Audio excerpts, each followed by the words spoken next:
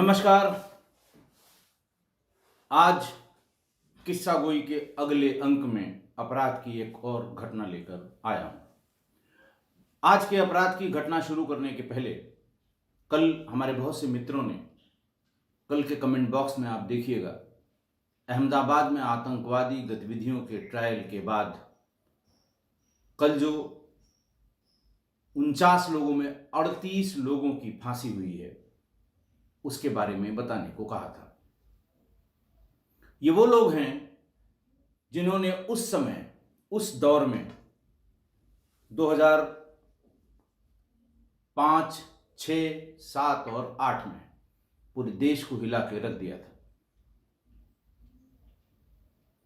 और उसी वक्त में जब उत्तर प्रदेश के फैजाबाद, बनारस और लखनऊ कोर्ट में बम ब्लास्ट हुए थे, तब एटीएस बनाई गई थी, anti terrorist squad, anti terror squad UP की।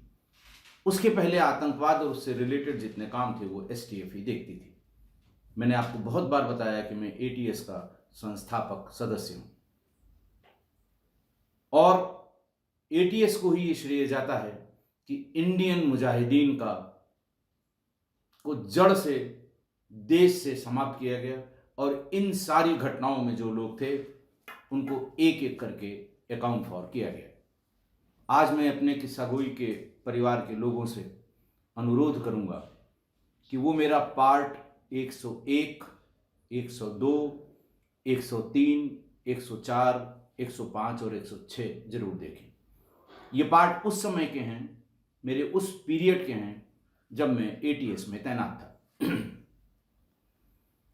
उसमें ये कैसे हुजी और सिमी को इकट्ठा करके इंडियन मुजाहिदीन का गठन हुआ, ये मैंने पार्ट 101 में बताया है, तिथिवार बताया है। 103 में पहली बार संजरपुर, आजमगढ़ का वो गांव, वो मशहूर गांव जो बाटला हाउस एनकाउंटर के बाद और मशहूर हुआ, संजरपुर से कैसे टेरर लिंक्स जोड़े गए थे, इसका जिक्र किया है। 103 मैंने 23 सितंबर 2020 को अपलोड किया था, 23 सितंबर 2020 को, जिसमें शहजाद उर्फ पप्पू, असदुल्ला खान हड्डी, छोटू, आकिब, समीर, जिन जिन लोगों की जहां जहां संलिप्तता थी उसके बारे में बताया था। 104 में, पार्ट 104 में, ये सीजन 3 था, पार्ट 104 में जो कोर्ट्स में धमाके हुए थे, फैजाबाद, बनारस और लखनऊ के कोर्ट में धमाके हुए थे, बहुत से लोग मारे गए थे, उसका मैं सिलसिलेवार विवरण, क्योंकि मैं उस मौके पर गया था। इसी तरह गोरखपुर में 3 धमाके हुए थे, तीनों बहुत ही इंपॉर्टेंट जगहों पे हुए थे। साइकिलों पे जूट के झोले में दूध के जो डिब्बे होते हैं उसमें टाइमर लगा के रखे गए थे। उस समय मैं एसटीएफ में था और उस मौके पर भी मैं गया था एसटीएफ की टीम के साथ। इसका पूरा जिक्र 104 में। 105 में, पार्ट 105 में अहमदाबाद में हुए धमाकों का जिक्र किया है, जिसमें 56 लोग मारे गए थे। और उसके बाद पार्ट 106 में बाटला हाउस के एनकाउंटर जो 19 सितंबर 2008 को हुआ था, उसका पूरा विवरण मैंने दिया था।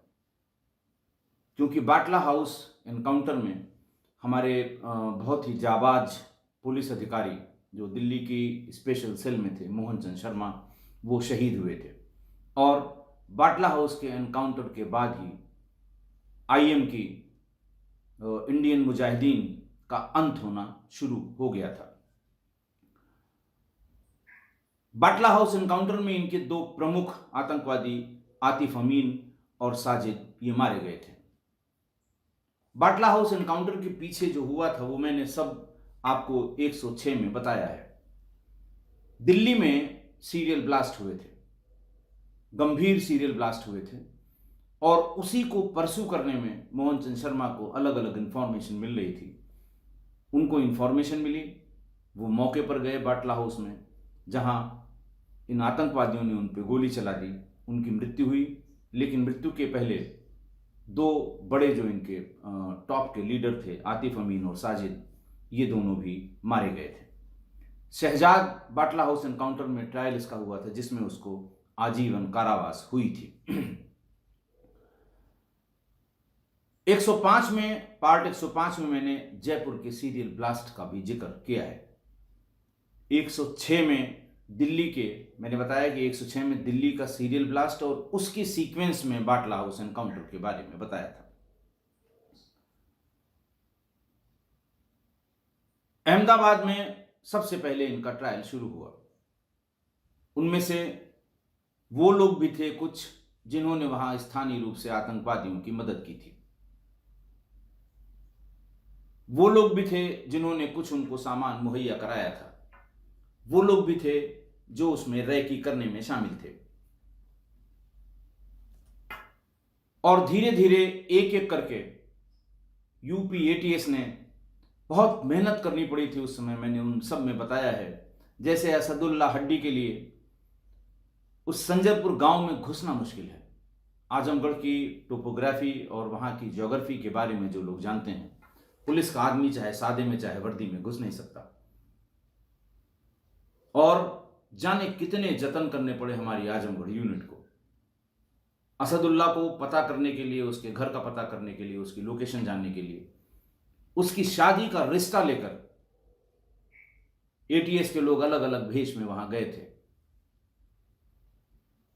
बाकियों के घर का पता करने के लिए और उनके मूवमेंट का पता करने के लिए हैंडपंप लगाने वाली एजेंसी का नाम लेकर उसके पैर छपवाकर इस तरह से वहां गए थे। और एक एक करके सारे इंडियन मुजाहिदीन के आतंकवादियों को अकाउंट फॉर किया गया था। कल जिन 38 लोगों को फांसी हुई है, उनमें से 7 उत्तर प्रदेश के हैं और ज्यादातर एटीएस के गिरफ्तार किए हुए हैं। जो 7 उत्तर प्रदेश के आतंकवादी हैं, उनमें अबू बशर जो इनका नेता है, जो इनका जो शुरुआत से इंडियन मुजाहिदीन के गठन के समय से उसका सदस्य रहा है, जीशान अहमद, मोहम्मद सादिक, मोहम्मद आरिफ, सैफुर रहमान, अब्दुल रहमान और शकील लोहार, ये उत्तर प्रदेश के हैं। उन 38 लोगों में जिन्हें फांसी की सजा सुनाई गई है। अंत यही नहीं है, अखबारों में मैंने इसका और भी रिएक्शन देखा है कि इसकी हम हाई कोर्ट में अपील करेंगे, सुप्रीम कोर्ट में अपील करेंगे। ये पहला ट्रायल है अहमदाबाद का, एविडेंस बेस्ड ट्रायल है अहमदाबाद का। इसके बाद ये जयपुर के सीरियल ब्लास्ट के लिए कोर्ट में इनका ट्रायल होगा। फिर दिल्ली के सीरियल ब्लास्ट के लिए कोर्ट में इनका ट्रायल होगा। तब ये उत्तर प्रदेश में कोर्ट के सीरियल ब्लास्ट, गोरखपुर के ब्लास्ट, इनके लिए इनका ट्रायल होगा। मतलब मैंने उन सभी, आप इसको देखें जरूर, 103, 104, 105 जरूर देखें, बाटला हाउस के लिए 106 देखें। मैंने जिस सिलसिले से मैं जहां जहां पोस्टेड रहा हूं, उस सिलसिले से, यानी कोसोवो के वृत्तांत के बाद जैसे ही मैं कोसोवो से आया और एटीएस मैंने ज्वाइन की, उसी कोसोवो के ठीक बाद वाले जो एपिसोड्स हैं वो सब एटीएस के हैं और इंडियन मुजाहिदीन से संबंधित हैं। एटीएस में इंडियन मुजाहिदीन के अलावा भी जो कार्य किया गया है उसके बारे में भी अगले एपिसोड्स में जिक्र किया गया है।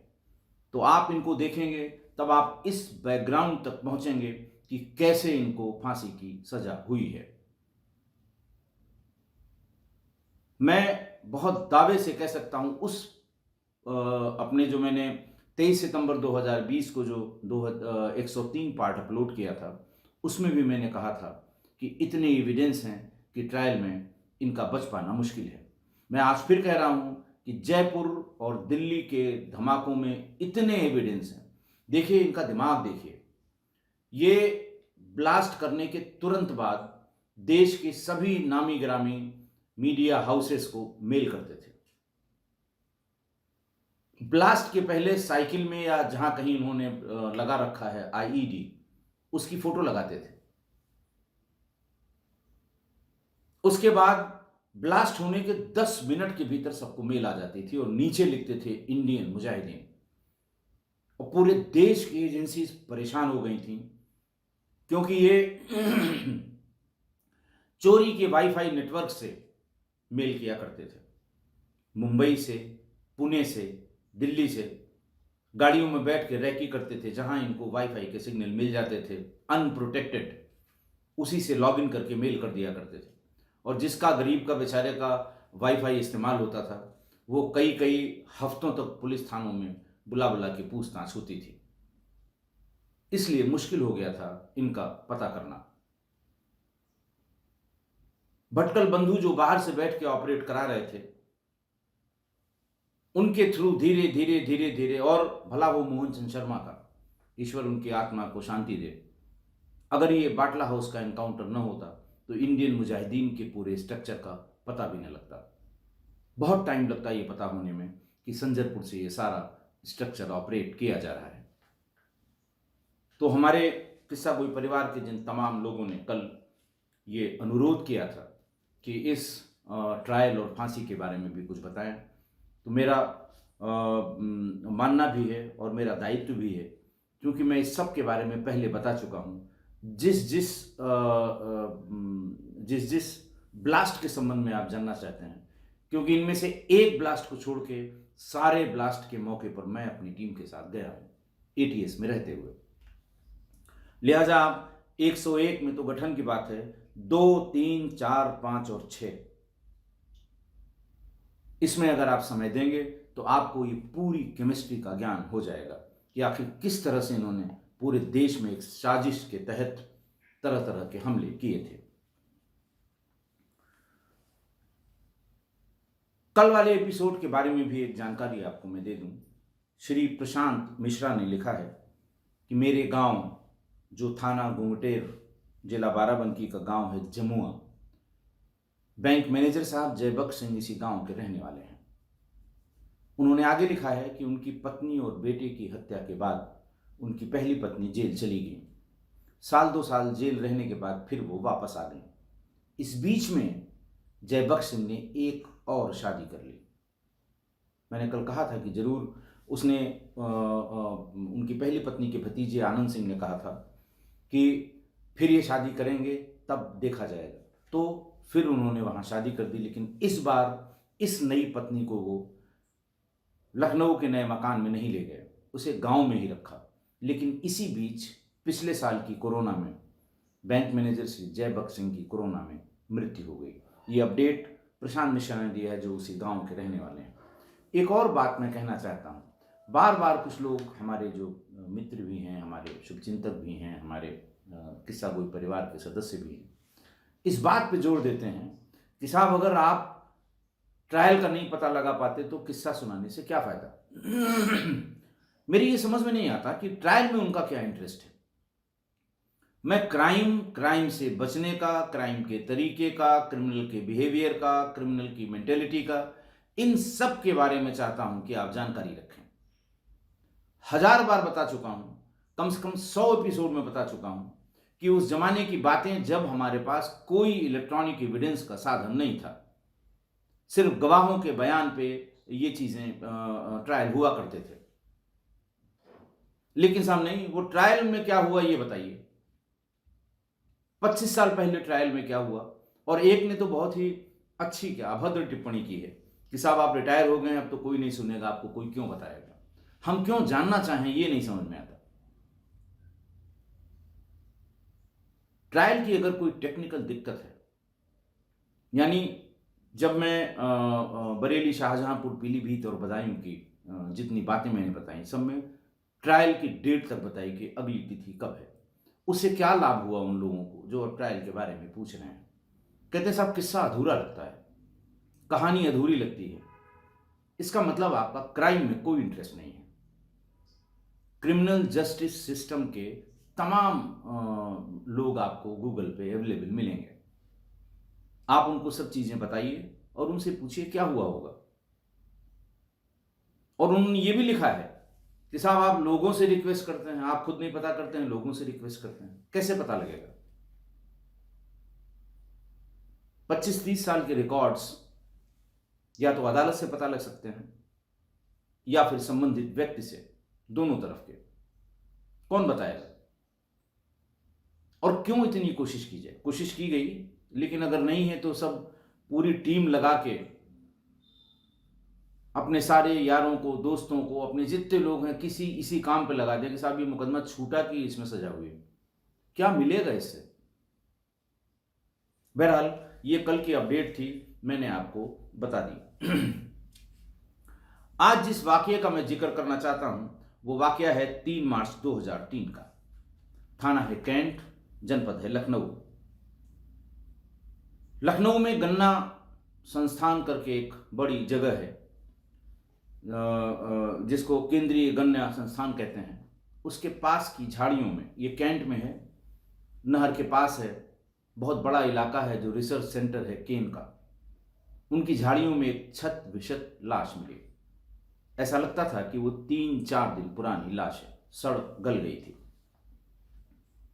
पुलिस को सूचना हुई, पुलिस ने पंचनामा किया, पोस्टमार्टम कराया। पोस्टमार्टम करने के बाद लाश की शिनाख्त नहीं हो पाई।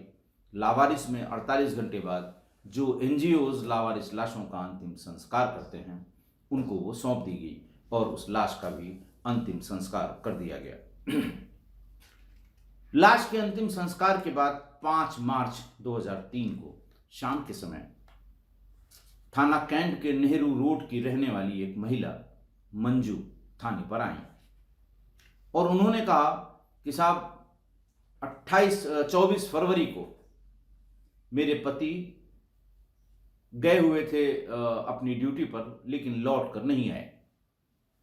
मैंने इधर उधर बहुत तलाश किया, सब जगह तलाश किया, लेकिन उनका पता नहीं लग रहा है। उनकी गुमशुदगी लिख ली जाए। पहले तो जो इनिशियल टालमटोल होती है कि इतने दिन बाद क्यों आई, इतने दिन कहाँ ढूंढा आपने, अभी तक क्यों नहीं आई, रोज कितने बजे आते थे।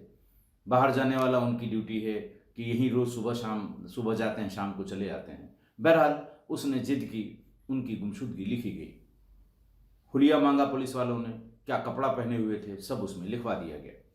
उसकी एसओपी फॉलो की गई, जिसमें फोटोग्राफ, इश्तहार, टीवी, अखबार, इन सब में निकलवाने की बात होती है और साथ साथ जनपद के सभी थानों पे ये मैसेज कि कहीं से कोई लावारिस लाश या किसी अस्पताल में इस हुलिया का आदमी तो नहीं है। उसके साथ district crime record bureau DCRB में भी ये सूचना दी जाती है।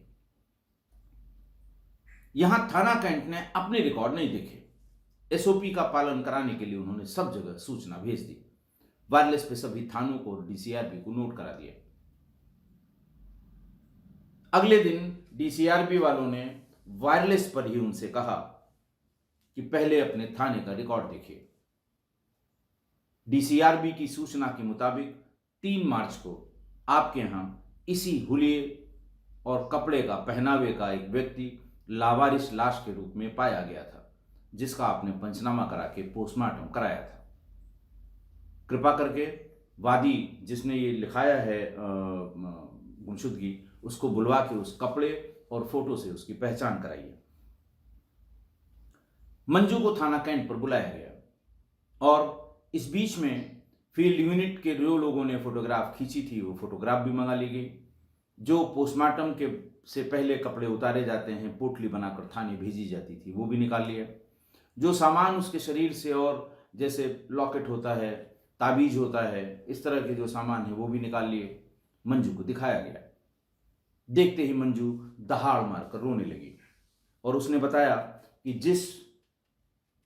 जो गुमशुदगी मैंने अपने पति की लिखाई थी ये वही है, वही कपड़े हैं, वही सामान है, वही डील डौल है, फोटो से भी वही है। अपने पति का नाम राजेंद्र कुमार बताया और ये बताया कि वो सेना में 4th श्रेणी के कर्मचारी हैं। 24 फरवरी को वो ड्यूटी पर गए थे, लेकिन तब से आज तक नहीं आए। थाने पर पीएम रिपोर्ट पहले से थी। देखिए थाने की लापरवाही, पहले तो उन्होंने अपने रिकॉर्ड्स नहीं चेक किए। दूसरे, जब पीएम रिपोर्ट में ये आ गया था कि मृत्यु किसी भारी वस्तु के सिर पर चोट पहुंचाने से और इंसाइज वूंड यानी शार्पेस्ट वेपन से हुई है, तब इनको तुरंत लावारिस में ही सही 302 का मुकदमा लिख लेना चाहिए था। पीएम रिपोर्ट जब निकाली तो उसमें इन सभी चोटों का जिक्र और स्कल पे मल्टीपल फ्रैक्चर लिखा हुआ था। फौरन उसको गुमशुदगी को 302 यानी हत्या की धाराओं में तरमीम किया गया और विवेचक ने विवेचना शुरू कर दी। चूंकि मृतक राजेंद्र सेना से संबंधित था, चतुर्थ श्रेणी का कर्मचारी था, इसलिए मिलिट्री पुलिस को भी सूचना दी गई और इस संबंध में उन्होंने भी आकर जानकारी ली और समय समय पर हर दूसरे तीसरे दिन वो इस घटना की प्रगति के बारे में विवेचक से पूछा करते थे।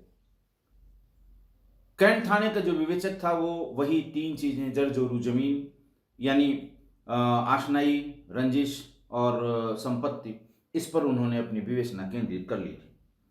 अड़ोस पड़ोस के लोगों से, रिश्तेदारों से, दोस्तों से, साथ के आने जाने वालों से सबके बयान नोट कर लिए, सबसे पूछताछ कर ली, लेकिन कोई फर्क नहीं पड़ा। विवेचना कहीं आगे नहीं बढ़ी। बिल्कुल ये नहीं पता लग पा रहा था कि आखिर इसके पीछे मोटिव क्या है। बिना मोटिव के कोई भी हत्या संभव नहीं है। विवेचक ने तब अंत में मिलिट्री पुलिस से मदद मांगी और ये कहा कि आप मेरी मदद करिए, मैं इनके वर्क प्लेस या जहां ये काम करते हैं वहां के लोगों से उनका बयान लेना चाहता हूं, इनका जो सर्विस रिकॉर्ड है वो भी देखना चाहता हूं। वहां किसी से कोई दिक्कत तो नहीं थी, प्रोफेशनल राइवलरी जिसे कहते हैं, इनके काम से कोई दूसरा चिढ़ता तो नहीं था। दूसरा, हमें यह भी देखना है कि इस बीच में क्या इन्होंने कोई लोन तो नहीं लिया था कि पैसे के लिए इनकी हत्या हो गई। मिलिट्री पुलिस ने उनकी मदद की, इनके साथ के लोगों के बयान नोट कराए। फिर जब ये ऑफिस पहुंचे, इनके ऑफिस के रिकॉर्ड के लिए, तो रिकॉर्ड में उनको 23 जून 1996 की लिखी हुई एक चिट्ठी, राजेंद्र की, मृतक की एक चिट्ठी मिल गई।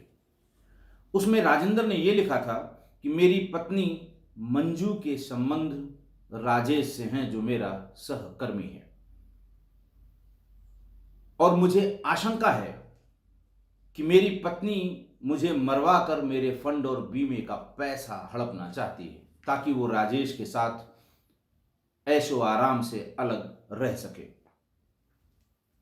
राजेंद्र ने अंत में यह भी लिखा है, ये रिक्वेस्ट लिखी कि अगर मुझे कुछ होता है तो मेरे फंड और बीमे का पैसा मेरी पत्नी के बजाय मेरी मां को दिया जाए।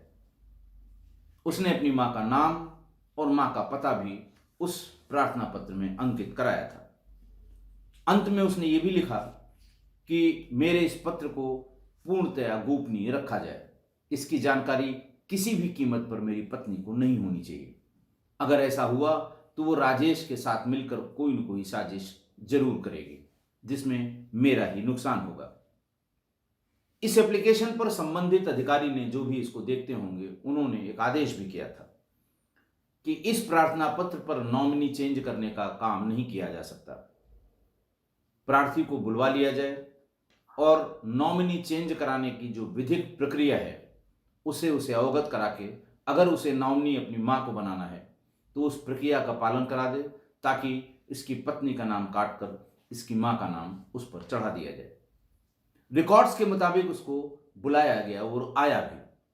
उसको पूरी विधिक प्रक्रिया समझाई गई कि इसमें किस तरह से एफिडेविट लगेगा, किस तरह से वहां के ग्राम प्रधान का सर्टिफिकेट लगेगा, तमाम चीजें होती हैं जब आप नॉमिनी चेंज कराते हैं। उसने पूरी बात समझ ली और ये कहा अपने अधिकारी से कि ठीक है साहब, मैं अपने वकील से बात करा के एफिडेविट तैयार करा के उसे लेकर आऊंगा और जमा करा दूंगा। लेकिन वो आया नहीं। इस बीच ऑफिस से ये भी पता लगा, रिकॉर्ड से ही, कि जब वो भर्ती हुआ था उस समय ऑफिस रिकॉर्ड में नॉमिनी उसके पिताजी थे जिनकी बहुत पहले मृत्यु हो गई। और अभी हाल यानी 96 के पहले जब इसने प्रार्थना पत्र दिया था जो रिकॉर्ड पे था, उसके साल, 1.5 साल, 2 साल पहले ही उसकी पत्नी इसको लेकर आई थी और उसने पूरी विधिक प्रक्रिया का पालन कराया था। रोज रोज आती थी कि उसका नाम नॉमिनी में चढ़ा दिया जाए, और वो नाम उसका नॉमिनी में चढ़ा दिया गया। रिकॉर्ड्स में वो नॉमिनी हो गई राजेंद्र की। आईओ को बहुत अच्छी लीड मिल गई कि जब मृतक ने ही लिख रखा है कि मेरी पत्नी के फलां व्यक्ति से संबंध है और वो मुझे मरवा सकती है, तो सबसे पहले उसी व्यक्ति को लाया जाए। राजेश, जो दिलकुशा कॉलोनी का रहने वाला था, कैंटोनमेंट में ही उसे थाने पर लाया गया। साधारण तरीके से तो कोई बता नहीं रहा, खातिरदारी की गई, बहुत ज्यादा रजिस्ट नहीं कर पाया और उसने फिर पूरा वाकया बताया। उसने बताया कि हम और राजेंद्र दोनों साथ साथ काम करते थे, मेरा इनके यहां आना जाना था। इसकी पत्नी बहुत महत्वाकांक्षी और बहुत अपडेट रहने वाली थी। मेरे धीरे धीरे उससे संबंध हो गए। उसी ने मुझसे एक बार पूछा कि ये पता कर दो कि उसमें नॉमिनी किसको बनाया है, क्योंकि उसे कहीं से ये पता लगा था कि हम लोगों के साथ के ही एक उमेश की रोड एक्सीडेंट में जब मृत्यु हो गई तो उसकी पत्नी को कितना पैसा मिला। वो उसी कॉलोनी में रहते भी थे, उसे ये पता था कि काफी बड़ा पैसा मिला था। बातचीत करते करते उसने इससे कहा, ये पता करो कि अगर राजेंद्र मरेगा तो हमें कितना पैसा मिलेगा। इसने ऑफिस के रिकॉर्ड को देख के बताया कि तुम्हें एक नया पैसा नहीं मिलेगा, इसलिए क्योंकि उसमें नॉमिनी उसके पिता का है, नाम दिया हुआ है। यह राजेंद्र को चाहिए था कि जब उनके पिता की मृत्यु हो गई तो नॉमिनी में तुम्हारा नाम चढ़वा दें। बस उसी दिन से ये राजेंद्र के पीछे पड़ गई और रोज ऑफिस के चक्कर लगाते लगाते 10-15 दिन में उसने अपना नाम नॉमिनी में चढ़वा लिया।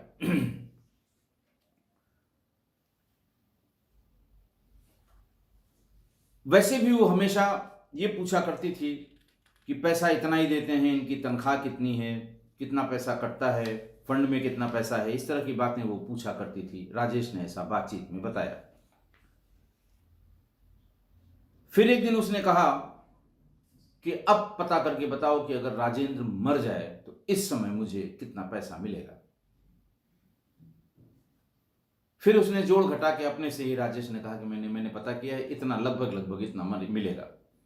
तब उसने कहा कि इसको मार दो, इतना पैसा जो मिलेगा इसमें से 50,000 रुपए मैं तुमको दे दूंगी।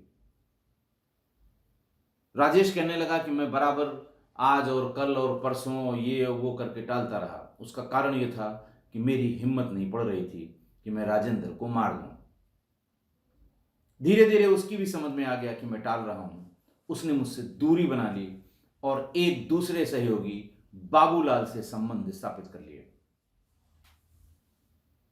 और उसने देखा कि ये नहीं कर पा रहा है तो बाबूलाल को उसने 20,000 रुपए एडवांस दे दिए। फिर मैं एक दिन गया, पहले तो वो मिलने से मना करती रही, काफी दूरी बना ली थी। जब फिर मैं एक दिन गया तो उसने कहा अच्छा ठीक है, बाबूलाल को मैंने एडवांस दे दिया है, इसकी मदद कर दो, इसको रास्ते से हटा दो, मेरे पति को। जितना बाबूलाल को दूंगी उतना ही लगभग पैसा मैं तुम्हें भी दे दूंगी।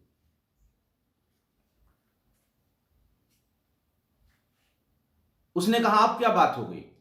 उसने कहा कि देखो, ये जब भी राजेश को आगे पीछे कहीं देख लेता है, मोहल्ले में देख लेता है, तो आते ही मुझे बहुत जलील करता है, मुझे बहुत परेशान करता है। और इस बीच में उसने शराब पीनी भी शुरू कर दी है। राजेश ने बताया कि वो इतना परेशान हो गया था अपनी पत्नी से, मंजू से, कि उसने शराब पीनी शुरू कर दी और 6 महीने में ही उसे शराब की लत लग गई। हमने और बाबूलाल ने मिलकर डिसाइड किया कि इसको शराब के बहाने ही बुलाकर मारा जाए। 24 फरवरी को ऑफिस से निकलते समय यह कहा गया कि चलते हैं, आज दारू पीते हैं। वो फौरन तैयार हो गया। अंबेडकर नगर मैदान के पुरानी चुंगी के पास के ठेके पर तीनों ने छक के शराब पी। जानबूझकर राजेंद्र को ज्यादा शराब पिलाई गई। लौटते समय जब वो बिल्कुल नशे में हो गया तो उसे केंद्रीय गन्ना संस्थान के पास ही जमीन पर गिराकर बाबूलाल ने चाकुओं से 20 चाकू मार दिए। उसके बाद उसके सिर पर एक बड़े पत्थर से 3-4 बार चोट पहुंचाई, जिससे उसका चेहरा और सिर विकृत हो गया। बहुत सुनसान जगह है, अब तो काफ़ी वहाँ सड़कें बन गई हैं, लेकिन उस ज़माने में बंगला बाजार तिराहे से और तेलीबाग तक बहुत ही सुनसान था। रोड नहीं थी, कोई कॉलोनी नहीं थी, कोई बस्ती नहीं थी। वहाँ लाकर फिर गन्ना संस्थान की उस समय बाउंड्री भी नहीं थी, अब बहुत अच्छी उसकी बाउंड्री बन गई है। गन्ना संस्थान की झाड़ियों में लाकर उसकी बॉडी को फेंक दिया। और बाबूलाल और राजेश रोज दिन में 2 बार जाके देखते थे कि उसको किसी ने देखा कि नहीं देखा। 4 दिन हो गया, न तो किसी ने पुलिस को बताया और न पुलिस को जानकारी हुई। चौथे दिन उसने वहां भीड़ भाड़ और पुलिस देखी। जाकर खुशी खुशी मंजू को बताया कि अब पुलिस उसकी बॉडी को पंचनामा करके पोस्टमार्टम के लिए ले जाएगी। अगले दिन अखबार में छोटी सी खबर भी देखी कि अज्ञात व्यक्ति का शव मिला है, जिसकी उम्र इतनी इतनी, जो पुलिस के प्रेस नोट में जाता है वो चीजें लिखी हुई थी। जब ये लोग मुतमईन हो गए कि अब उसकी अंत्येष्टि हो चुकी होगी, तब मंजू से गुमशुदगी लिखवाने के लिए थाने पर भेजा, क्योंकि बाबूलाल ने बताया कि मैंने पता कर लिया है, बिना एफआईआर और पोस्टमार्टम रिपोर्ट के फंड और बीमे का पैसा नहीं मिलेगा। इस गरज से वो गुमशुदगी लिखवाने गई और अगले दिन सुबह तक पता ही लग गया कि वही व्यक्ति है जो अज्ञात में जिसका पोस्टमार्टम कराया गया है। राजेश और बाबूलाल को पुलिस ने गिरफ्तार करके जेल भेज दिया। आज की घटना, एक महिला का अति महत्वाकांक्षी होना और पैसे का बहुत ज्यादा मोह होना, यह बहुत ही खतरनाक और दुखदाई हुआ इस घटना में। और इतनी महत्वाकांक्षा और पैसे की इतनी लालच ने उसे एकदम अंधा कर दिया। उसे अपने और गैरों में फर्क भूल गया और उसने इसी पैसों के लिए कुछ भी करने की ठानी और पति की हत्या करा दी। बीमा और फंड की एक मुश्त रकम की लालच, इसको हथियाने के लिए उसने 2 लोगों से संबंध बनाए। किस हद तक वो चली गई और फिर उनको मरवा भी दिया। अति महत्वाकांक्षी होना कोई बुराई नहीं है, खराबी नहीं है, सबको महत्वाकांक्षी होना चाहिए, लेकिन अति महत्वाकांक्षी होना उस चीज के लिए जिस पर उस समय आपका कोई हक नहीं है।